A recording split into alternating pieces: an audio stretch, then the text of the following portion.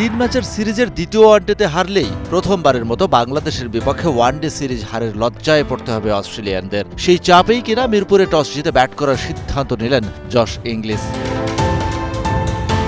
Tiger speed star Taskin Ahmed এলেন বল হাতে। ইনিংসের প্রথম ওভার শুরুর বলটা স্ট্যাম্পে, দ্বিতীয়টা আউটসাইড অফ স্ট্যাম্প, তৃতীয়টা গুড লেন্থে, চতুর্থ বলটা তাসকিন পিচ করলেন। ব্যাক অফ লেন্থের বলটা ইন সুইং করে ভেঙে দিল স্ট্যাম্প। অস্ট্রেলিয়ার স্কোরবোর্ডে 0 রানে নেই 1 উইকেট।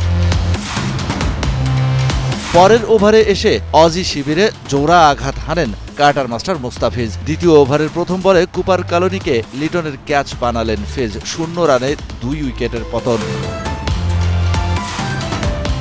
দ্বিতীয় ওভারের শেষ বলটাতেই রেকর্ড গড়ল অজিরা। এবার ম্যাট রানশো ক্যাচ দিলেন লিটনের গ্লাভসে। ফিজের জোড়া উইকেটের সাথে অস্ট্রেলিয়ার স্কোরবোর্ডে তখন কোনো রান ছাড়াই 3 উইকেট। 1024 ওয়ানডে খেলা অস্ট্রেলিয়ার এমন ব্যাটিং বিপর্যয় হয়নি আগে কখনো। সবশেষ 2022 সালে পাকিস্তানের বিপক্ষে 0 রানে 2 উইকেট হারায় অস্ট্রেলিয়া। তবে রানের খাতা খোলার পূর্বে 3 উইকেট এবারই প্রথম অস্ট্রেলিয়ার। অবশ্য 0 রানে 3 উইকেট সর্বোচ্চ 2 বার হারায় পাকিস্তান। এমনকি বাংলাদেশের ঝুলিতেও আছে সেই রেকর্ড। 2003 সালে শ্রীলঙ্কার বিপক্ষে 0 রানে 3 উইকেট হারায় টাইগাররা। Shahan Papon, DBC news, Dhaka.